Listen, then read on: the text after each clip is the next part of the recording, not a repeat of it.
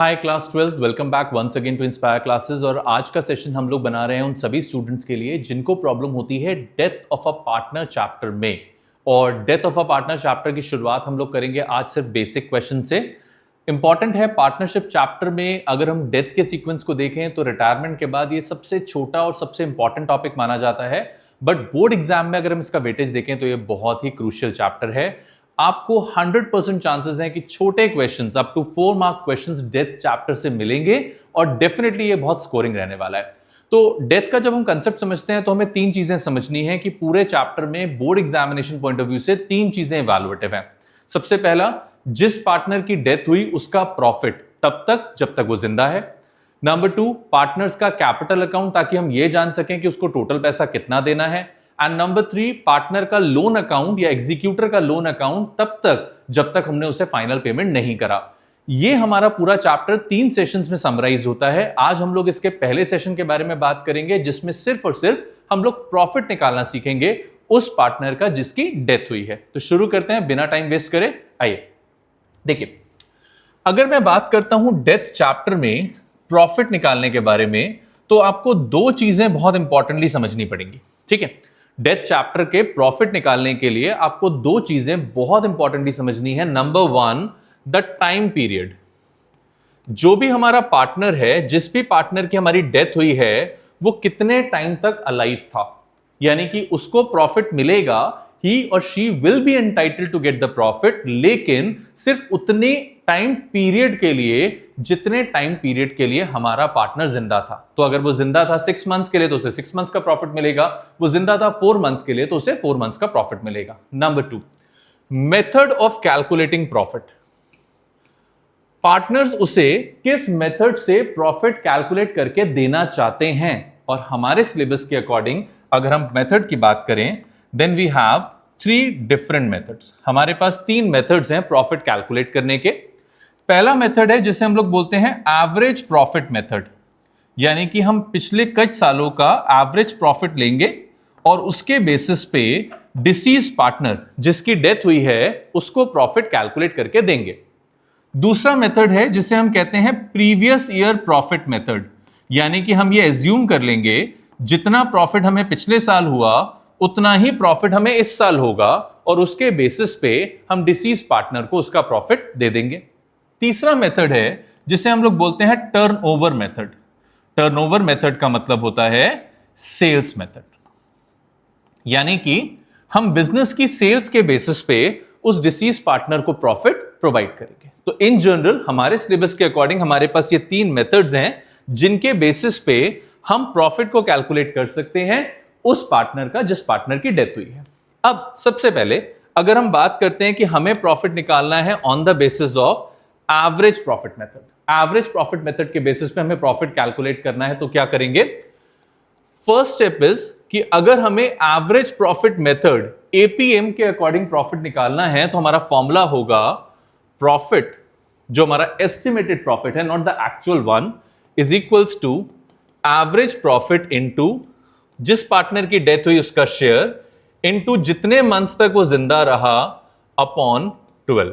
ठीक है, सिंपल सा फॉर्मूला लगेगा, एवरेज प्रॉफिट इनटू जितना पार्टनर का शेयर है इनटू जितने मंथ्स तक वो हमारा पार्टनर अलाइव रहा। फॉर एग्जांपल सपोज करते हैं ए नाम का एक पार्टनर था जिसकी डेथ हो जाती है ऑन 30 जून 2025। ठीक है, ए नाम का एक पार्टनर था जिसकी डेथ हो जाती है ऑन 30 जून 2025 और हमारा ईयर स्टार्ट होता है अप्रैल से। तो अगर हमारा ईयर अप्रैल से स्टार्ट होता है तो अप्रैल, मई एंड जून, यानी कि वो टोटल कितने महीने तक जिंदा रहा? That partner was alive in the business for 3 months. जो हमारा पार्टनर था वो जिंदा रहा 3 महीने के लिए। और मान लेते हैं ए नाम के पार्टनर का जो शेयर था वो था 2/5। जो हमारा पार्टनर था उसका शेयर था बिजनेस में 2/5। तो प्रॉफिट कैसे निकलेगा? Profit is equals to average profit जो हमें दिया होगा अगर इनटू 2/5 जितना उसका शेयर होगा इनटू 3/12 जितने महीने तक वो हमारा पार्टनर जिंदा रहा। अब अगर ये एवरेज प्रॉफिट हमें नहीं दिया जाता, हो सकता है हमें एवरेज प्रॉफिट ना दिया जाए, तो एवरेज प्रॉफिट का फॉर्मूला हो जाता है sum of profits divided by number of years.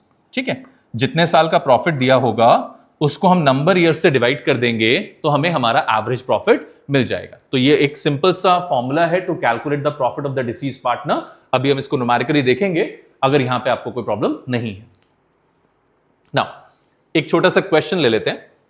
Suppose करते हैं ए डाइड ऑन 30th September 2025, 2022, 2023, 2024 इन 3 साल का प्रॉफिट आपको प्रोवाइडेड है। 40,000, 60,000 एंड 50,000 ये प्रॉफिट आपको दिया है और वो आपसे कह रहे हैं कि ए जो है वो 1/3 शेयर के लिए बिजनेस में पार्टनर है। ठीक है, ये क्वेश्चन है और हमसे कह रहे हैं कि डिसीज पार्टनर का एस्टिमेटेड प्रॉफिट निकालो on the basis of average profit method. तो हमने सबसे पहले क्या करा, हमने सबसे पहले लिखा average profit is equals to sum of profits divided by number of years.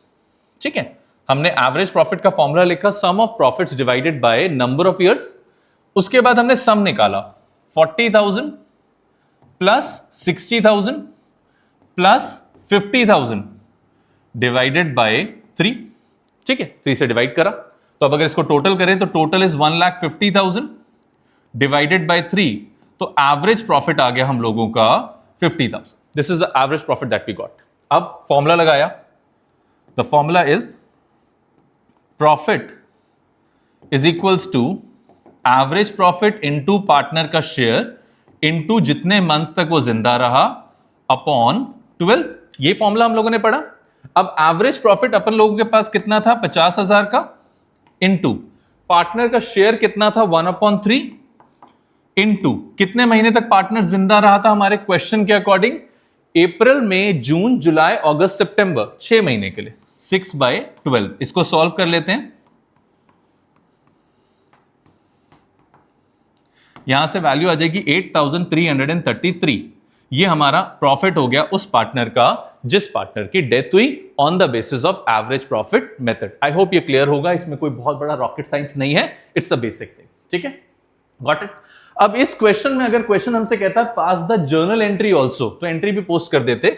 Entry will be profit and loss suspense account debit to deceased partner's capital account. ठीक है, this will be the entry to be posted. Profit and loss suspense account को debit करते हैं। अब आप पूछोगे sir profit and loss suspense account को क्यों डेबिट कर रहे हैं? बॉस ये एक्चुअल प्रॉफिट नहीं है, ये एस्टिमेटेड प्रॉफिट है।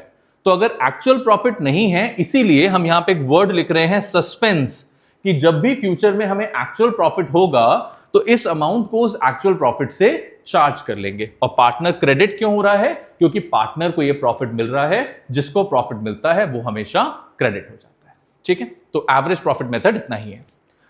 अब सेकेंड मेथड की बात करते हैं। The second method is previous year profit method. Previous year profit method, और you will be surprise to see कि प्रीवियस ईयर प्रॉफिट मेथड और एवरेज प्रॉफिट मेथड में कोई खास चेंज नहीं है, एक्सेप्ट यहां पर प्रॉफिट का फॉर्मूला हो जाता है previous year profit into partner का शेयर इनटू जितने मंथ्स तक वो अलाइव रहा अपॉन 12। ठीक है, तो पिछले फॉर्मूले में और इस फॉर्मूले में चेंज क्या है? सिर्फ ये वाला एलिमेंट चेंज है। पिछले फॉर्मूले में एवरेज प्रॉफिट हमें कैलकुलेट करना पड़ रहा था या एवरेज प्रॉफिट हमको गिवन था। यहां पर instead of average profit previous year का प्रॉफिट गिवन है, और जब प्रीवियस ईयर के प्रॉफिट पे निकाल रहे हैं तो इसका मतलब अजम्पशन क्या लिया गया है? Here we have taken an assumption, या क्वेश्चन ने हमें अजम्पशन दिया है। अजम्पशन क्या है कि जितना प्रॉफिट प्रीवियस ईयर में हुआ था हम लोग एक्सपेक्ट कर रहे हैं कि सेम प्रॉफिट करंट ईयर में भी होगा। ठीक है, this is the expectation of hours. अगर हम पिछले साल के प्रॉफिट को लेकर डिसीज पार्टनर का प्रॉफिट निकाल रहे हैं, दैट मींस हम एक्सपेक्ट कर रहे हैं कि जितना प्रॉफिट पिछले साल हुआ होगा उतना ही प्रॉफिट इस साल भी होगा। That's the only change we have in this, इसके अलावा कोई चेंज नहीं है। ठीक है, अब बात करते हैं तीसरे और सबसे इंपॉर्टेंट मेथड की, जिसका नाम है टर्नओवर मेथड, या फिर जिसे कभी कभी सेल्स मेथड भी कहा जाता है। तो अगर हम टर्नओवर मेथड की बात करते हैं, we are talking about the sales method, तो इसमें क्या होगा? इसमें 2 तरीके मैं आपको सिखाऊंगा। आप दोनों में से जिससे चाहो वैसे क्वेश्चन करो, दोनों से आंसर परफेक्ट आता है। पहले तरीके की शुरुआत करते हैं।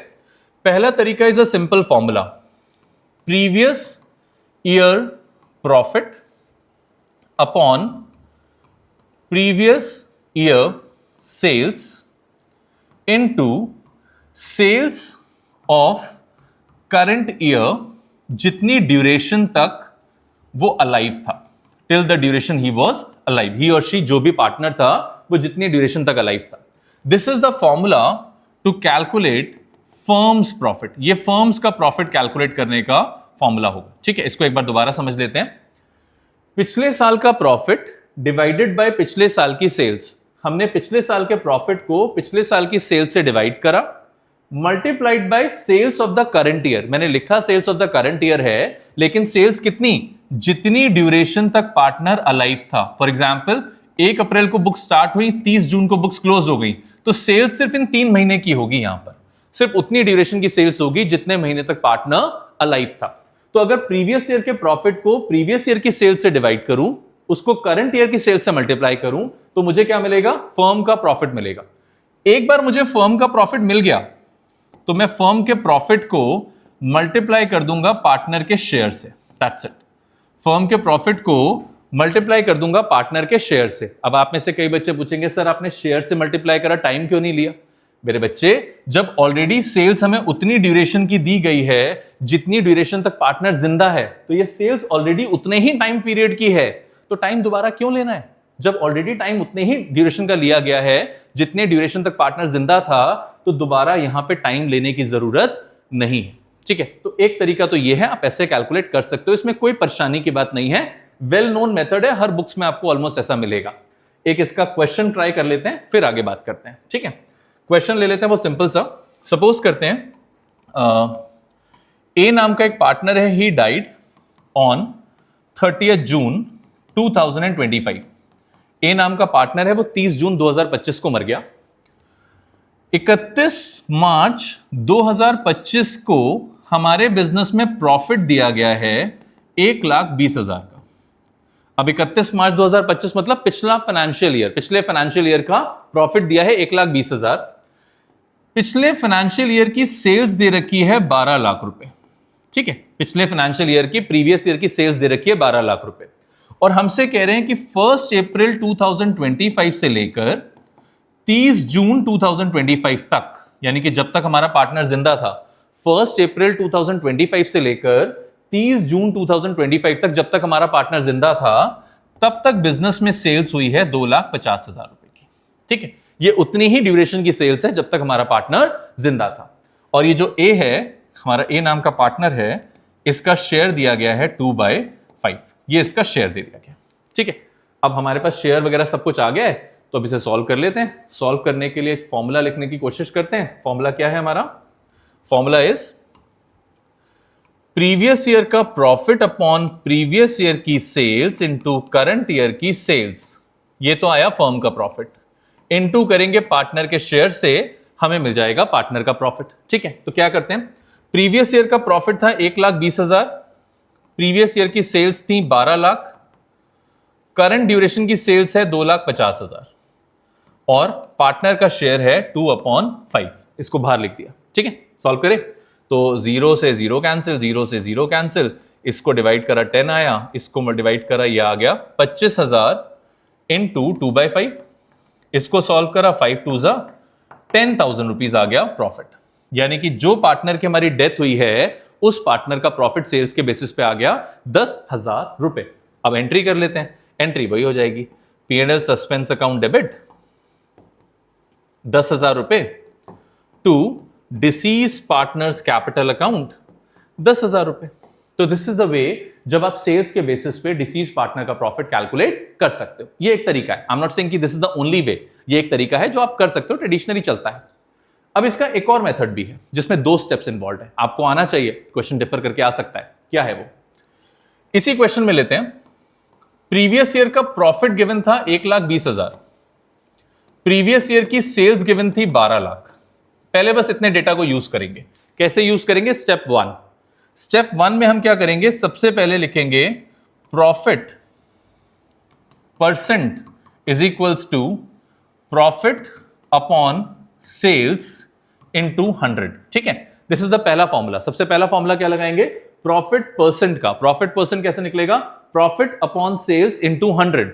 तो प्रॉफिट था हमारे पास 1,20,000 का, सेल्स थी हमारे पास 12 लाख रुपए की, 100 से मल्टीप्लाई करा तो प्रॉफिट परसेंट आ गया 10%।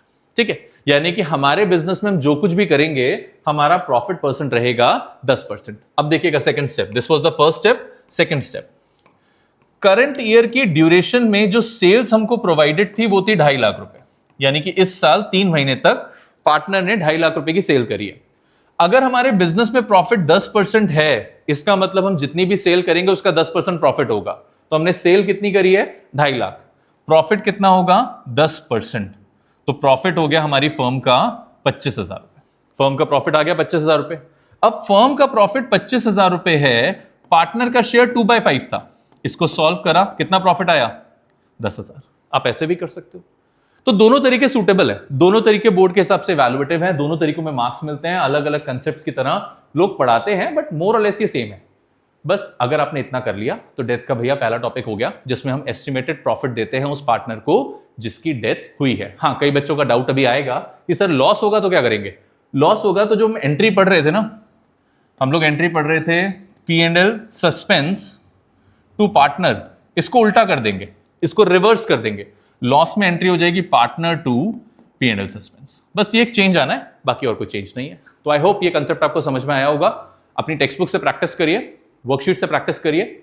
नेक्स्ट टॉपिक में पार्टनर्स कैपिटल अकाउंट को पढ़ेंगे। Till then see you.